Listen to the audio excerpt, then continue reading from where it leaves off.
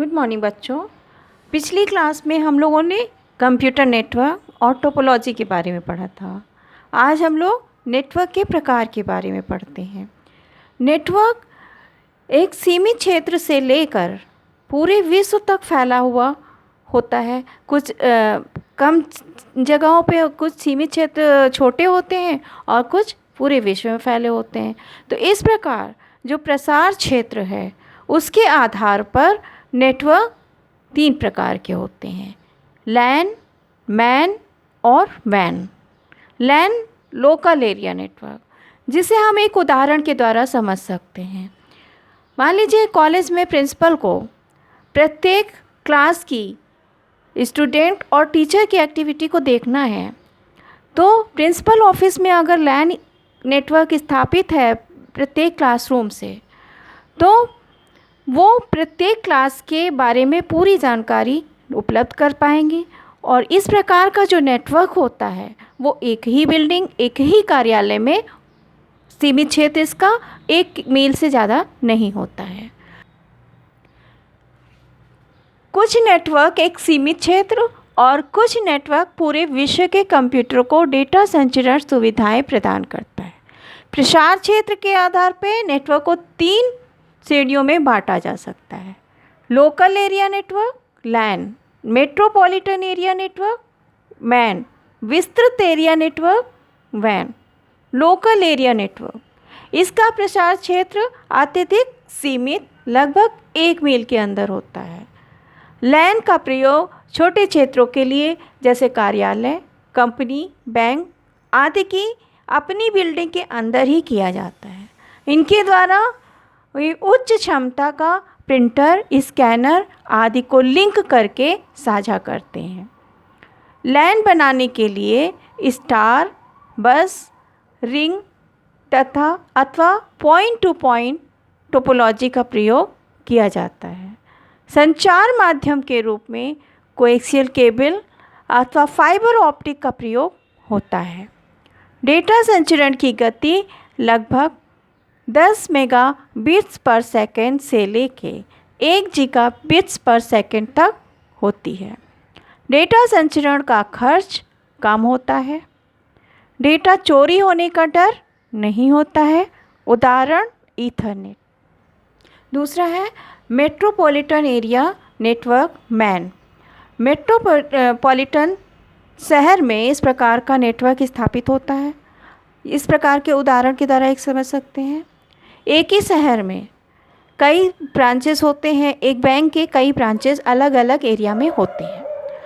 उनको अगर कंट्रोल करना है, नेटवर्क स्थापित करना है, तो उसे हम मैन नेटवर्क के द्वारा स्थापित कर सकते हैं। मैन नेटवर्क एक महानगर, मेट्रोपॉलिटन सिटी जितने विस्तृत क्षेत्र को नेटवर्क सुविधाएं प्रदान करता है, इसलिए इसे मेट्रोपॉलिटन एरिया नेटवर्क कहते हैं। मैन नेटवर्क में कोएक्सियल केबल या माइक्रोवेव सर्किट के द्वारा प्रसारण किया जा सकता है। एक शहर में संस्थान की अनेक शाखाओं को मैन नेटवर्क से ही जोड़ा जा सकता है। अतः अनेक लैन नेटवर्क को आपस में लिंक कर एक मैन नेटवर्क का रूप दिया जाता है। डेटा संचरण की गति लैन की अपेक्षा कम होती है। बड़े क्षेत्र में फैले होने के कारण इसकी देखरेख करना, व्यवस्थित रखना लैन की अपेक्षा जटिल होता है। मैन नेटवर्क बनाने में स्टार टोपोलॉजी तथा हाइब्रिड टोपोलॉजी का अनुसरण किया जाता है। इसे व्यवस्थित करने में अधिक खर्च होता है। उदाहरण के लिए केबल टीवी प्रसारण। तीसरा नेटवर्क हम लोगों का है वाइड एरिया नेटवर्क वैन। इस प्रकार का नेटवर्क पूरे विश्व में फैला होता है।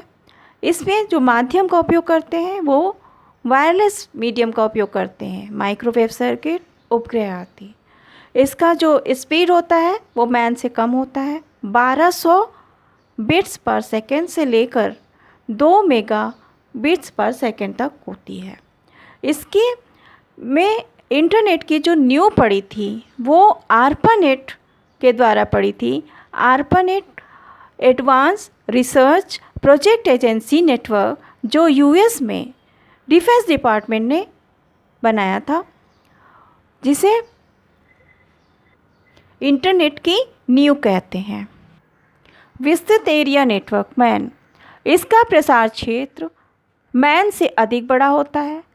प्रसारण सीमा एक शहर से पूरा विश्व हो सकता है।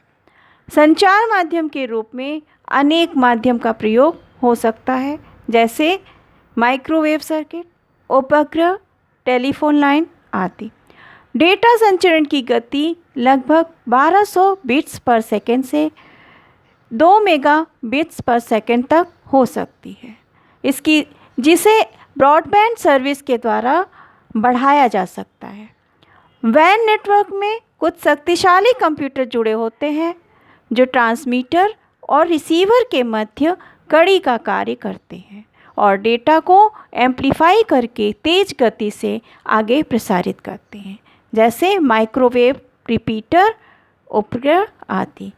ARPANET, advance research project agency network, पहला वैन नेटवर्क है जिसे इंटरनेट की नींव कहते हैं। इसे यूएस डिफेंस डिपार्टमेंट ने बनाया था।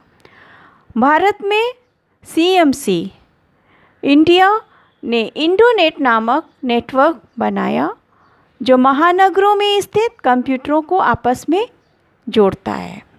नेटवर्क स्थापित करना अत्यधिक महंगा कार्य है, देखरेख करना जटिल कार्य है। ऐसे नेटवर्क में डेटा चोरी जैसी घटनाएं संभव हैं। प्रोटोकॉल, ऐसे नियमों के समूह जो नेटवर्क में सहयोग देते हैं। नेटवर्क में किस तरह से संपर्क होता है, आपस में डेटा का आदान प्रदान किस प्रकार का होता है, इसके लिए प्रयोग किए जाते हैं, उसे हम लोग प्रोटोकॉल कहते हैं। ये दो तरह से इस्तेमाल हो सकता है, व्यक्तिगत रूप से और सार्वजनिक रूप से। व्यक्तिगत रूप से होगा तो उसे हम लोग इंटरनेट कहेंगे, और अगर सार्वजनिक रूप से होगा तो उसे हम लोग इंटरनेट कहेंगे। डेटा संचरण प्रोटोकॉल। प्रोटोकॉल ऐसे सर्वमान्य नियम एवं गतिविधियों के समूह को कहा जाता है जो यह निर्धारित करते हैं कि नेटवर्क पर उपस्थित कंप्यूटर किस प्रकार परस्पर संपर्क स्थापित कर डेटा का आदान प्रदान करेंगे।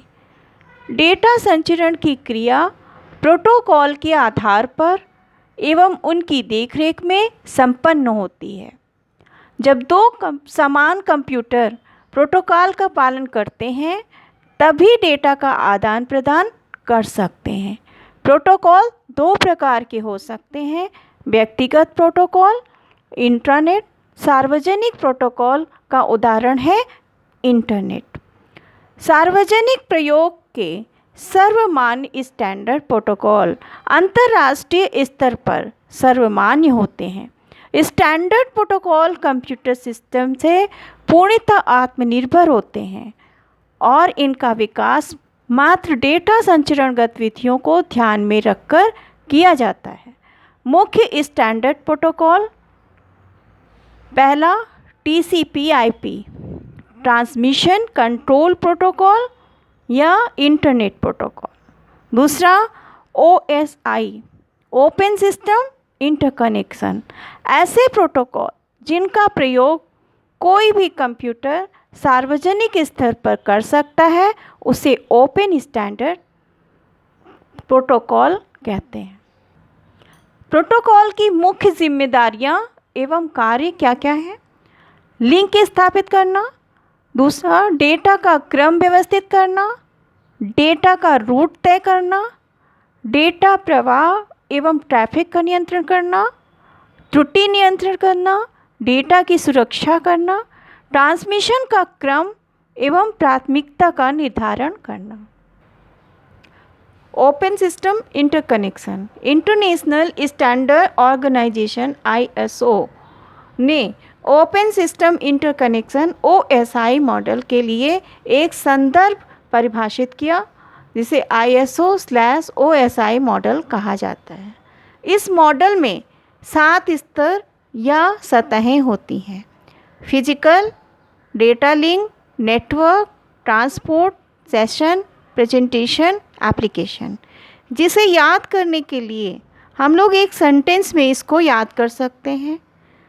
आल, A for application, pupil, P for presentation layer, seams, session, S for session layer, 2, T for transport layer, need, N for network layer, data, data link layer, processing, P for physical layer। इस प्रकार से all pupil seems to need data processing। इस line से हम इन सातों layer को एक साथ याद कर सकते हैं। अब इस 7 लेयर के से हम लोग किसी भी डेटा या इन्फॉर्मेशन को एक एंड से दूसरे एंड पे रिसीव कराते हैं। तो जहाँ से सूचनाएं भेजी जाती हैं उसे हम लोग सेंडर कहते हैं, जहाँ रिसीव होती है उस एंड को हम लोग रिसीवर कहते हैं। इन लेयर के माध्यम से किस प्रकार से डेटा रिसीव होता है वो हम देखते हैं। तो सबसे पहले जो यूज़र होता है वो एप्लीकेशन लेयर को अपना इन्फॉर्मेशन देता है। वहाँ पर इंटरफेस होता है, विभिन्न प्रकार की लैंग्वेज होती हैं, वो देखता है। उसी लैंग्वेज में आगे प्रेजेंटेशन लेयर को देता है। प्रेजेंटेशन लेयर उसके संबंधित रिपोर्ट तैयार करता है और सेशन लेयर को देता है। सेशन लेयर रिसीवर एंड के जो सेशन है वहाँ से कनेक्शन लेता है और आगे ट्रांसपोर्ट लेयर को भेज देता है। ट्रांसपोर्ट लेयर क्या करता है, इन्हें छोटे छोटे पैकेट बनाता है और उसे नेटवर्क लेयर पे भेज देता है। नेटवर्क लेयर में जाकर वो पैकेट नेटवर्क लेयर चेक करता है कि किस मार्ग का है और अलग अलग रास्ता बताता है कि किस जगह जाना है और डेटा लिंक लेयर को दे देता है। डेटा लिंक लेयर इस नेटवर्क से आए हुए जो पैकेट्स हैं उसको बिट्स के फॉर्म में 0 और 1 के फॉर्म में चेंज करता है और फिज़िकल लेयर को दे देता है। यहाँ से फिज़िकल लेयर में आए हुए जो बिट्स के फॉर्म में उसी फॉर्म में वो रिसीवर एंड के फिज़िकल लेयर को देता है। यहाँ से वो मशीनी लैंग्वेज में बिट्स के फॉर्म में डेटा लिंक हो जाता है। डेटा लिंक क्या करता है, इसके आउटर पर कवरिंग बनाते हुए नेटवर्क लेयर को दे देता है।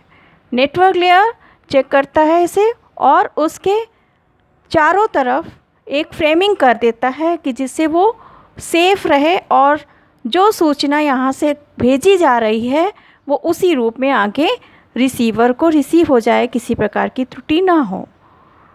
फिर ट्रांसपोर्ट को भेज देता है। ट्रांसपोर्ट उन पैकेटों को इकट्ठा करता है और एक बड़ा पैकेट बनाकर फ्रेमिंग करता है और सेशन लेयर को दे देता है। सेशन लेयर चेक करता है और सेंडर वाले एंड से कनेक्शन करके देखता है कि जो इन्फॉर्मेशन मिली है हमारे पास वो भेजी गई है वो वास्तव में वही है अथवा नहीं। उसके बाद वो प्रेजेंटेशन लेयर को दे देता है।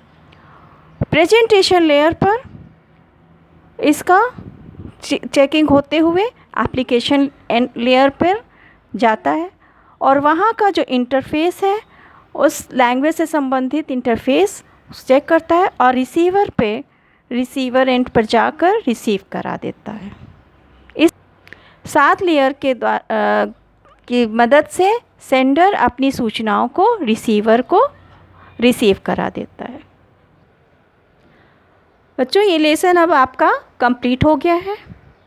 अब इस लेसन के पीछे के क्वेश्चन आंसर आप लोग करिएगा, समझ में ना आए तो पूछिएगा। और अभी तक पढ़ाया हुआ आपको समझ में आया हो तो लाइक, शेयर और लाल बटन पर क्लिक करके सब्सक्राइब ज़रूर कर दीजिएगा। Thank you.